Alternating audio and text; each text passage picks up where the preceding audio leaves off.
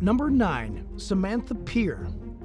To rake in some badly needed extra cash, 8th grade science teacher Samantha Peer and her husband Dylan began performing together in adult videos and making them available to paying subscribers on OnlyFans.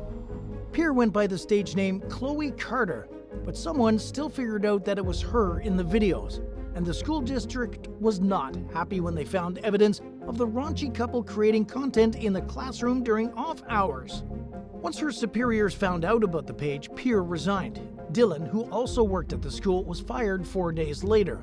In response to the scandal, Samantha posted a video claiming that she and Dylan became adult performers to compensate for their low-paying teaching salaries. She explained that she was already spending a lot of time on school-related duties outside of her contract hours, and that it was taking away from her time with her children and the family's ability to survive on teaching alone. Samantha said she blocked the entire state of Arizona from viewing her content in hopes that it wouldn't interfere with her day job, but the videos were somehow discovered. The disgraced educator accused her former employee of disseminating the images and details of her account to students. In addition to losing her job, Peer was also banned from OnlyFans for violating its policy on making content in public, but she at least managed to avoid criminal charges. Number 8. GUYETTE DUHART. If you were raised by old-school parents, you may remember them threatening to wash your mouth out with soap, or actually doing it. But this type of punishment is now widely considered abuse, and it certainly isn't something school teachers typically get away with doing. GUYETTE DUHART learned this lesson the hard way in 2019 when she was working as a teacher for the Palm Beach County School District in Florida. A student told a school administrator that he was talking loudly in her class when she said that he needed his mouth washed out with soap. DUHART allegedly grabbed a bottle of sanitizer from her desk and told the student to approach, then pumped the sanitizer into his mouth. Several students corroborated the young man's story, but DUHART claimed that he grabbed the bottle and pumped the sanitizer into his own mouth. He spit the sanitizer onto the floor, left the classroom, then returned a little while later, at which DUHART let him go to the bathroom and rinse his mouth out. She insisted to investigators that she had no idea anything had happened until he left the classroom. In the first disciplinary action taken against her in her 12-year career, she was suspended for 10 days without pay. Number 7. Candice Mason. Most people associate dancing poles with strip clubs, but some consider it a legitimate art form, and it's gained increasing credibility in recent years for the athleticism and skill it demands, which seems to be the approach that North Carolina teacher Candice Mason took when she began pole dancing in her living room as a mental and physical release. Mason became so passionate about her newfound hobby that she shared videos of herself pole dancing on social media under a different name. She also began teaching it part-time. But the school she worked for apparently didn't share Mason's sentiment about pole dancing being an art, and when students discovered one of her videos in 2018, she was suspended from her job. She was reportedly accused of violating the school's code of conduct for online behavior, which dictates that teachers are held to the same standards on social media as they are in public. But the policy failed to explicitly define what constitutes crossing the line, and Mason's suspension raised bigger questions about what behaviors a school district has the right to police. And while she was frustrated by the stigma attached to the pole dancing, there was one good takeaway from the situation. As she pointed out to the Washington Post, "I can't change everyone's perception of pole dancing or me, but I do like that it's getting the attention it deserves." At number 6, DIANE TIRADO. One day in 2018, students at the Westgate School in Port St. Lucie, Florida, entered the classroom to find a message on the whiteboard from their teacher, DIANE TIRADO. It read, "Bye, kids. Mrs. Tirado loves you and wishes you the best in life. I have been fired for refusing to give you a 50% for not handing anything in." Tirado had been fired for refusing to adhere to the school's no-zero policy, which dictated that 50% was the lowest possible grade a student could receive. She claimed that she learned about the policy after some students failed to turn in an assignment she had given them 2 weeks to complete. Because Tirado was new at the school and was still in her probationary period, the letter informing her of her termination wasn't required to include a reason for why she was being fired.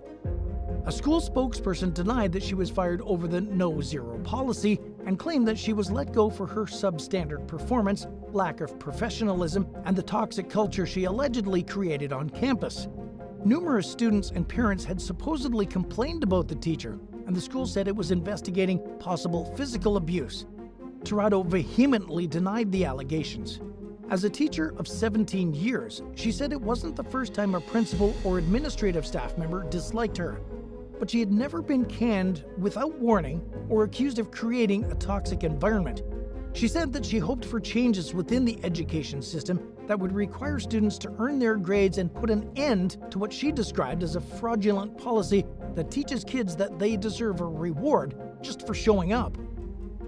Number 5. Gregory Salcido. In early 2018, a California school teacher's harsh anti-military diatribe was leaked on social media, sparking outrage in a community with strong ties to the armed forces. 49-year-old Gregory Salcido, who was also a local councilman, was working at a high school in Pico Rivera when he allegedly launched into a disparaging rant in response to a student's U.S. Marines t-shirt. In one recording, he could be heard saying, "Don't wear that in here." He also referred to military members as dumb and stupid, further stating, "They're not like high-level thinkers. They're not academic people. They're not intellectual people. They're the freaking lowest of the low." As you can imagine, people were extremely angry, and they wasted no time demanding Salcido's removal from the classroom. News of the incident garnered national attention and even reached the ranks of the White House, with Chief of Staff John Kelly commenting that Salcido ought to go to hell for his behavior. The school board voted to terminate Salcido following an investigation into his conduct, which found that in addition to his anti-military remarks, he'd used racial slurs in the classroom and told his students he would kill them all in order to protect his family if necessary.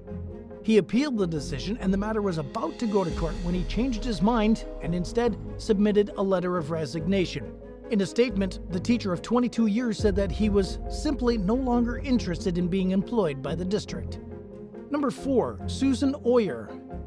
Florida schoolteacher Susan Oyer was no stranger to allegations of mistreating her students when she was disciplined in 2020 for her latest spate of offensive remarks. In previous cases dating back to 2012, she was accused of calling African American students a disgrace to their race for not knowing the answer to a test question about the 1970s dance show Soul Train. One student claimed that Oyer said she looked like a hoochie missy and that her pants were too tight.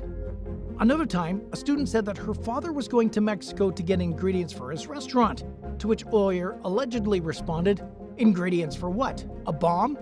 Students also claimed that she said then-Governor Rick Scott deserved to be kicked out or assassinated. The problematic instructor settled these previous cases with the Education Commission by agreeing to a $750 fine and 3 years of probation at her job. She fell under scrutiny again in 2019 when the school district launched an investigation into parents' complaints about how their children were being treated in the classroom. Some even requested that their kids be removed from Oyer's class. According to a state affidavit, Oyer threatened to call immigration on a student, told another that she was surprised their parents hadn't thrown them against a wall, mockingly said, "Oh, look at Miss, I'm not even American talking." She also allegedly told a young man that there was a special school for students like him and criticized students' poor marks in front of their peers. In a settlement with the State Department of Education, Oyer agreed to a 6-month suspension of her teaching license. If she wanted to return to teaching afterward, she would have to pay a $1,000 fine and take a classroom management course. And while she didn't deny the allegations, the agreement did not require her to admit fault. Since then, it appears as though Oyer has chosen a new career path and is now a real estate agent. Number 3. Christy Buchan. It's become easy for attractive women to make big money from home by selling steamy content on OnlyFans. Since then, a number of school teachers have come under fire for moonlighting as nude models. In one recent case, a 33-year-old physics teacher from Scotland named Kirsty Buchan faced harsh backlash from her community when her OnlyFans photos were leaked among the student body where she worked. Furious parents complained to the school's leaders and an investigation was launched. One parent told the Daily Record that Buchan's images weren't just suggestive, but that they were extreme and left nothing to the imagination. Buchan took her content page down after word got out about her second job, and she also resigned from her day job before disciplinary measures could be taken against her. It's unclear what she's up to these days, but she also has a history of working on camera with her clothes on via small-time acting gigs. Number 2. Tiffany Eaton. When a fight broke out between two students in her classroom in 2014, Detroit schoolteacher Tiffany Eaton tried summoning help with a school-issued walkie-talkie that she had been given to use in case of an emergency. But it wasn't working, and the fight only seemed to be escalating as the young men knocked over desks and continued going at it. Not knowing what else to do, Eaton took a broom and swatted one of the boys several times in an attempt to get the violence to stop. The student backed off, but only briefly. Cell phone footage of the altercation shows the other student rushing back toward him, and the fight continued until another student intervened and broke the parties up. After seeing the video of Eaton hitting one of the students with a broom, the district quickly took action to fire her. But the situation wasn't so cut and dry, according to Detroit Federation of Teachers President Keith Johnson, who said that Eaton violated the corporal punishment provision in the Michigan School Code, but that the same code also required her to do what was necessary to defuse a violent situation. The video went viral, and the public rallied around Eaton, who said she wanted her job back and hired a lawyer. She got her wish and was offered the opportunity to return to the classroom, but by then she had the opportunity to reflect on the situation. Through her attorney, Eaton said that she would only go back to teaching if certain assurances could be made. At the time, she and the district were negotiating these terms, which included a zero-tolerance approach to classroom violence. And at number 1, Candice Reed. Some students could be heard laughing in a video of a white teacher allegedly mocking Native Americans in a Riverside, California classroom. Others didn't think it was one bit funny and could do little else than sit there in jaw-dropping silence, record what was going on, and share it for the world to see on social media. The footage, which surfaced in 2021, showed the teacher in a headdress chanting the trigonometry term "so-ka-toa." She continued the obnoxious display by chopping her arms in the air and jumping around the classroom. Naturally, the videos that appeared online angered people who accused the teacher, later identified as Candice Reed, of imitating Indigenous stereotypes. Some demanded for her to be disciplined, while others called for her to be fired. In a statement, the Riverside Unified School District condemned the teacher's actions as unacceptable and reassured the public that her behavior does not represent the district's values. The teacher, whose name was withheld at the time, was put on administrative leave pending the results of an internal investigation. But the bizarre math lesson was apparently nothing new, according to some students and former students who said that Reed had been doing it for years. There was even a picture of her wearing the headdress in a 2012 yearbook photo. The incident drew tears from one Native American woman who offered some compelling words during a school board meeting on the matter. She wondered out loud why nobody had reported the behavior long ago and said that she felt like Native Americans were still fighting for their rights and being bullied and treated badly. According to the Riverside City College Viewpoints, the district voted to fire Reed, something that, according to some, was long overdue. She reportedly appealed the decision, and it's unclear where the case currently stands. Thanks for watching.